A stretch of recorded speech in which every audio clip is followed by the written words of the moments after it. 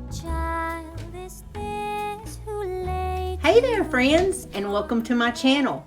My name is Crafty Kathy. I'm the owner and creator of Kit's Vintage Farmhouse in Chattanooga, Tennessee, and I am so happy and thankful that you stopped in to craft and spend a little time with me today. I have some gorgeous Dollar Tree Christmas DIYs, and you are not going to believe this stuff came from the dollar store. And I have a big announcement to make in the video, so let's don't waste any more time. Let's jump on in. For my first DIY, I'm going to start off with 3 of these Nutcrackers. I got these in the $3 section at Dollar Tree.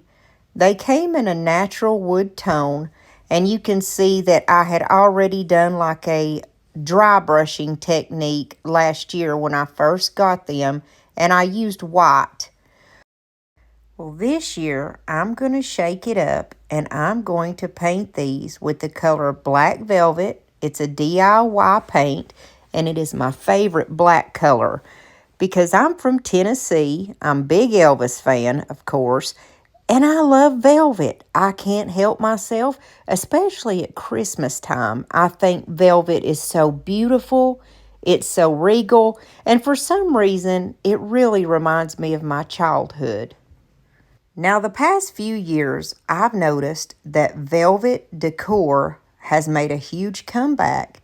There's velvet reindeer, velvet Christmas trees, velvet ornaments, and I got the idea to make these Nutcrackers have a velvet appearance. Now, the way that I plan to achieve this is simply by using my paint, and while the paint is still wet, we're going to put baking soda on it, and then we're just going to tap the excess off when it's dry. I'm going to use the color Black Velvet, and keep in mind that if you don't like the color black, or if you have a different color scheme, you can do this same technique in any color. So the first thing that I'm going to do is paint like his hat area and his face. Now, since he is a bigger Nutcracker, I'm not going to be able to paint the whole thing and then do the baking soda. I'm going to have to do it in sections, otherwise that paint is going to dry. And like I said, I'm using the DIY paint, but I'm pretty sure that you can probably use any chalk paint for this. The DIY paint is clay-based, and it's my favorite paint. I get it from Lori at Milton's Daughter, and if you want to try some of that out, I leave her information down below and in the comment section, so she's pretty easy to find. Lori is extremely nice, and she will help you with any questions that you may have. Now, while the paint is still good and wet, we're going to grab our baking soda and a paper plate. I just put some baking soda in my plate. I should have put down some wax paper just to make sure that I didn't make a big mess, but I didn't. And I just grabbed my baking soda and literally just kind of dumped it all over where the paint's wet.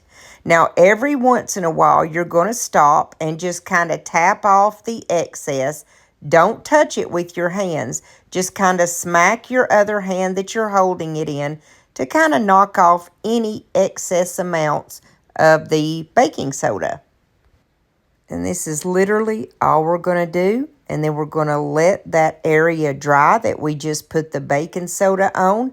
Leave it alone and don't mess with it till it's absolutely dry. Now, I do want to show you that when you finish that first little area, you will see places where it looks like it's, I guess you could say, more concentrated in others, kind of lumpy looking. And at this point, I was second guessing myself and thinking, what in the world did you get yourself into? But I do also have to add that this turns out gorgeous. And a lot of times, if we don't take those chances when we're DIYing something or doing our crafts, we're never going to know what could be. And I'm so glad that I did go ahead and stick it out on this, because I can't wait till you see what it looks like. But, you will be looking at it thinking, oh, Kathy, she lied to me. But I promise you, just keep forging forward and we'll get through. Now, the next area that I covered with the paint is going to be his upper body. And then I'm going to do the exact same thing while it's still wet and hit it with the baking soda. Now, while I'm doing that process, I do want to say welcome to each and every one of y'all. I'm glad that you came to spend a little time with me and craft with me this evening. And I do want to invite you to subscribe to our channel if you haven't subscribed already. Becoming a subscriber is always free, and it really helps out my channel so that I can keep bringing you good quality crafts like this one. And also, if you are enjoying this video so far, please hit the like button because that really helps me out on YouTube. So now I'm just finishing up his torso area. I'm doing the exact same thing that I did with his head. I'm going over it with the baking soda, and then I'm just going to kind of tap off the excess. And you know I have 3 nutcrackers, but I'm not going to bore you to death and make you watch me paint 3 nutcrackers and sprinkle the baking soda on all 3. I'll just show you with this one because it is the same process. I guess the main thing to remember is just make sure that that paint is wet, you put plenty of baking soda on it, and that you tap off the excess. And the most important thing is that when you set it aside, make sure that it is 100% dry before you go on to the next step. Now, just for time's sake, I'm not going to show you me doing the legs and the feet because once again, like I said, it's just repetitive. It's the exact same thing that we done with the upper torso and the head. This is what your little guy is going to look like when you have him totally painted and all of the baking soda added. Now, after I did that and I tapped off the excess to the last little part, I set him aside for roughly 2 hours so that he could totally dry. But remember, he needs to be absolutely dry before we move on to the next step. I'm going to reuse these little crates that I had in a different DIY. You can see I painted them with the Waverly Antique Wax, and I had already glued them together. It's just 2 of the smaller crates and 1 of the box type crates. I took these outside and I spray painted them with the Rust-Oleum matte spray paint. When my nutcrackers was totally dry, I grabbed this simple makeup brush and I'm just going to brush off that excess baking soda. And don't worry, you're not going to brush off the paint or anything like that. I did use this soft brush because you don't want to use anything that has like any rough bristles. And basically we're just dusting it off and it reveals this beautiful look that literally does look like velvet. Now don't worry if all of the baking soda doesn't come off right away. Like in some areas where there's creases, such as where his arms are and kind of like where the brim of his hat is, you'll notice that there's like a white ring there or a white line. Well, we're just going to use a different brush to get up in there. It's just because this makeup brush is so soft, it didn't have enough oomph about it to get all of the baking soda off. And also in some areas you can just kind of blow it off and it'll blow away. The second brush that I grabbed here has kind of pointy bristles on it, and that way I can get up in all of those little cracks and crevices and just sweep off the rest of the baking soda that might remain. And what you have when you're finished is a gorgeous velvety looking nutcracker. Now I'm going to go over all the other ones and just do the exact same process. Also, I'm not so sure that the camera does this thing justice. It's kind of hard to capture just how beautiful it is with the camera lens, but I promise you it does really look like velvet. I got this little wood piece that says Merry Christmas. I'm pretty sure that it came from Dollar Tree, and there's also one that says Season's Greetings, I believe. It could have possibly came from Dollar General, but I want to say that it was Dollar Tree. All I'm going to do is just dry brush what's left on that black paintbrush over the top. I didn't want to do like a full-on black. I wanted it to kind of have a velvety, washed out look. And then I'm just going to place that one box where I had taken these outside, spray painted them white. I'm going to use that one little crate box and pop it kind of right in the middle of the other two and up toward the front. I grabbed a couple of gorgeous Christmas picks at Walmart the other day. These just say pine bush on them, and as you see, they're white. I think they are so beautiful. It's not going to take much of these, so I just snipped off one little piece up toward the top. And I'm going to take that tiny little sprig that I just cut and add it to these two smaller little sprigs. I think I got those from Temu last year, and they're just kind of like little small pine pick pieces. We're going to create something that we can put on the front of our little box thing here to make it look good. I'm going to grab this other pick that I got at Walmart. I love the little berries that are on it and the snowy look. It said berries and cedar bush. And I'm just going to clip off one tiny little sprig of it too because we don't want to overwhelm. We don't need that much. And I'm just going to add these couple of little pieces together here.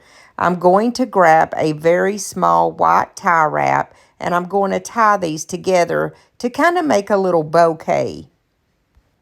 Once I get my little tie wrap around it and get it tied up really nice and tight, I'm just going to take my simple cutters and cut off all of those longer stems because we don't need those. We just need the little spriggy part. Now this is a little snowflake that I got from Dollar Tree. They come in threes and it's almost like a little garland or something. It's got 3 white snowflakes and I took the Waverly antique wax and just kind of went over mine.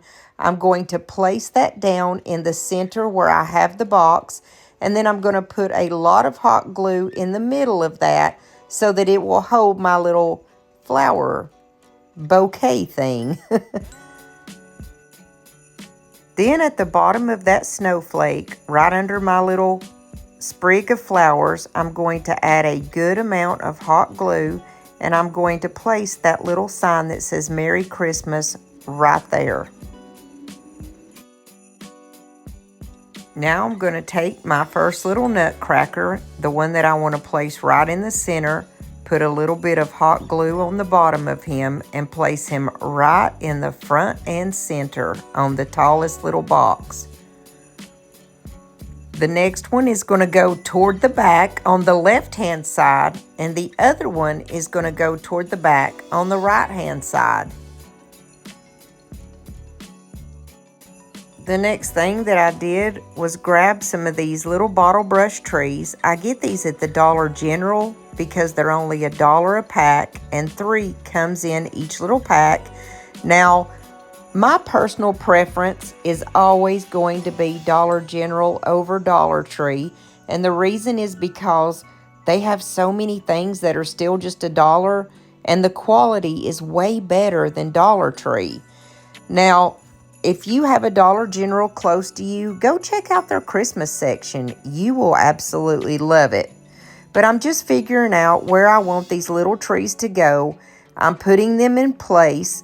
And then I'm just putting a little bit of glue and putting them down where I want them. And that's all there was to making this little nutcracker. It turned out so adorable. And guys, I made this for under 15 bucks. I hope you like it as much as I do. Well, I'm all for Christmas. All the happy smiles and the wishes. And I want it all, from the lights to the mistletoe. Tell me one thing, is there anything that you're missing? I will keep DIY number 2 also came from the $3 section. I had to get it because this frame is so beautiful. I love the shape of it. Even though it's a plastic frame, we're going to make this baby look like $1,000,000. I grabbed the color beadboard, which is kind of like an off-white color by DIY Paint. And I didn't even realize at the time that I could have taken the picture out of this frame and made it so much easier to paint around all the little grooves. But this is just my first coat to cover up this skeleton. I did have to give it one more coat of paint just to make sure that he was covered up really good. So the second time I got wise and just took the frame out, and it was so much easier to paint. So after I gave it the second coat of paint and let it dry, I went ahead and grabbed this beautiful piece of decoupage paper. This is made by my friend Brandy over at the DIY Struggle, and I do leave her store and her YouTube channel in the comment section and the description box so that you can find her really easily. I'm just going to kind of curl it in the middle, and I'm just going to use a glue stick. If you've been around my channel for any amount of time, you will know that I love to use these when I'm decoupaging. To me, it's the easiest way. There are no wrinkles, so why would you complicate things? And I love that it's purple, so I know when it's dry because it will become clear. I just start off in the center and use my hands to kind of sweep upward and outward. Now I'm going to grab my glue stick and do the same thing on the bottom half, and I pay extra attention to make sure that all the edges are covered really well with that glue stick. We don't want anything to not stick and give us a problem. I'm going to do the same thing, go down through the middle and go outward with my hands to make sure we've got a good stick. I even grabbed my brayer to ensure that I had a really good stick, which most of the time, in my opinion, it's not even necessary, but I just did it to make sure. I grab my little hand sander and I'm going to start on the sides and go in a downward motion away from my body, and it is easily going to take off the excess piece of that paper that we don't need. And once you've went over it with your little sander just a few times, it very easily just tears off, and it is perfect every time. Now, guys, I told y'all that I had a big announcement, and I have been waiting for the moment to tell you this. I'm going to be doing a Christmas collaboration called Fab Five of the South, and there are 4 other Southern ladies besides myself. It's going to be Sunday, November 10th at 3 o'clock. We're going to be doing 2 giveaways. There are 5 very Southern women going to be doing some Christmas DIYs and crafts. So what more could we want? It's going to be great, and I want to see you there with me this Sunday at 3. Now I'm just going to grab some of this brown wax paste that I have. And this is actually the Dixie Belle kind. I found this at a thrift store, believe it or not, for only $3. So I grabbed it. And I actually do like it. I put a little bit on my little dauber thingy, and I'm going to go around my picture just to kind of antique it up a little bit. And then I'm going to go over the main part of the picture, but very lightly to give it a little bit more of an antique look. Now, I thought about using one of the transfers that my friend Brandy makes that had words like Merry Christmas and stuff, but I felt that this piece kind of spoke for itself and it didn't need anything like that. But I did grab my bronze wax paste that I get from Lori over at Milton's Daughter, and all it takes is just putting a very small amount on my finger, and I'm going over the high points of this picture. Now, this picture, like I said, is plastic, but it has this beautiful scrolly pattern all over it, and it is perfect to run your finger across with that antique wax paste. It just makes everything so beautiful, and I love this bronzy color at Christmas. And so I'm just going to go all around everywhere where there's the little divots in the picture and the little scrolly patterns and add the wax paste. Then when I finished with that, I noticed that on the very corners of the frame, it had like this little beaded artwork detail. And so I ran the bronze paint over that also. And then the very last thing that I did was I wanted to add just a little bitty bit of glitz to his antlers. And so I used the wax paste that was left on my finger and just kind of ran it along the way that the antlers went. Merry Christmas, baby. Reindeer's coming out to play. Santa Claus is packing the presents, making sure you've been behaving okay. Merry Christmas, honey. Yeah.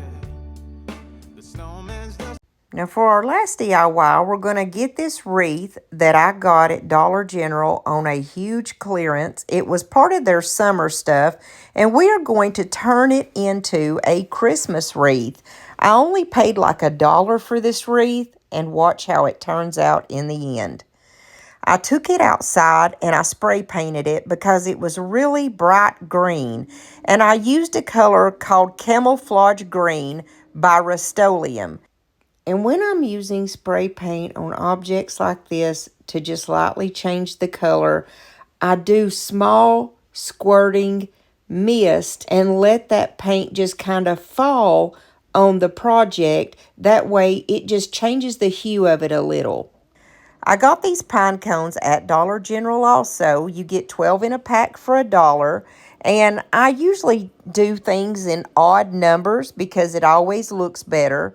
So I pulled 5 pine cones out, and you can pop the little hangers off of these very easily. They're literally just barely glued on there. I don't normally use any type of glue on my wreaths. However, I felt like the best way to get these pine cones on here would be to just put a little bit of hot glue on the bottom and just stick them kind of here and there all around the wreath. And I did put a total of 5 of them on there.